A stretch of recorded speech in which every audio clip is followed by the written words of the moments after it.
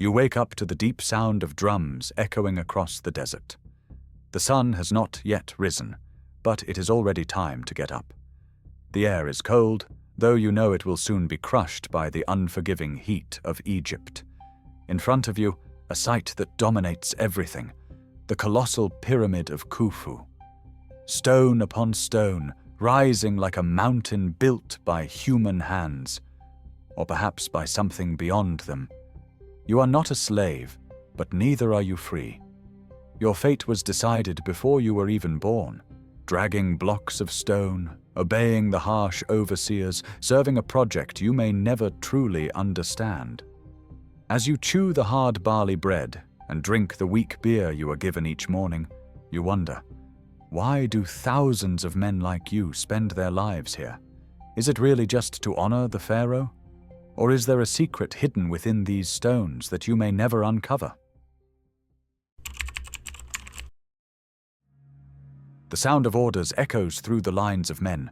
You take your place among the group assigned to drag stone blocks weighing tons. Each rope demands the strength of dozens of arms, and even then progress is slow, almost painful.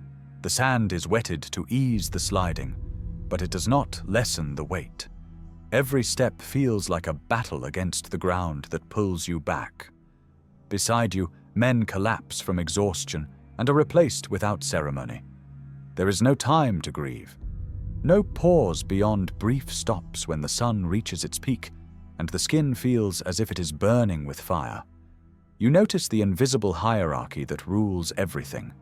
At the top, the priests, claiming to speak in the name of the gods.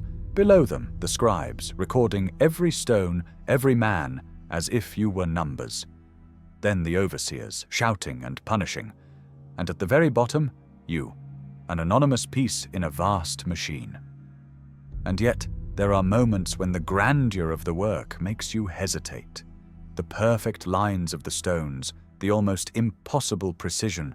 How can mere men align blocks so heavy with such exactness? Among the workers, whispers spread. Stories of mysterious forces, of techniques no one dares to explain aloud. And you begin to wonder, is it really just human strength raising this mountain of stone? Or is there something hidden here, some ancient knowledge guiding mortal hands to achieve the impossible? While you and thousands of men struggle under the sun and sand, life in the palace moves to a different rhythm, one of luxury and ceremonial silence.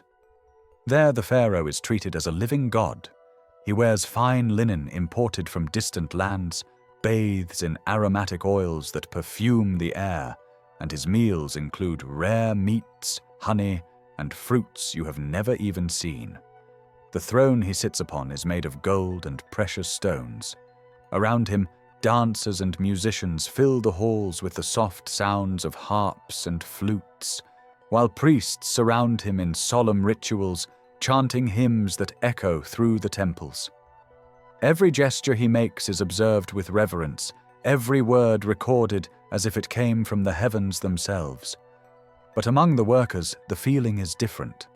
You see the pharaoh only from afar, like a golden figure, unreachable, almost unreal. And yet you feel the weight of his decisions in every stone lifted, in every order passed down through the overseers. It is as if the lives of all of you are being consumed to feed the eternity of one man. Night falls over the desert, bringing a brief relief from the unbearable heat of the day.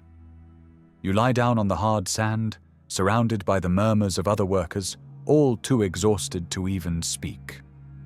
The silence is broken only by the distant sound of guards patrolling the camps. Then you remember the night when one of the men tried to escape. He believed that, in the darkness, he could vanish into the endless desert. But the pharaoh's soldiers were relentless. By morning, he was dragged back before everyone. His cries of pain echoed like a sentence. There was no escape. Not for him. Not for you. The pyramid bound you as much as the invisible chains of the god's order. At times, you imagine there could be another way. So many workers in such great numbers, Could a rebellion be possible? But how? Exhausted from endless days of labor, with no weapons to fight, surviving only on the bare minimum to stay alive. The collective strength is there, yet the hope of using it dissolves along with the last of your energy each day. The work will begin again at sunrise, as always, and so it will continue day after day until the pyramid is complete, or until your life is consumed within it. You know your name will never be remembered. There will be no statue for you, no chants in your memory.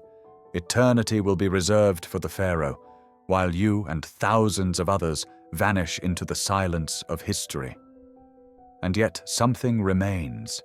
Every stone you lift, every drop of sweat that falls on the sand is part of a mystery that continues to defy time.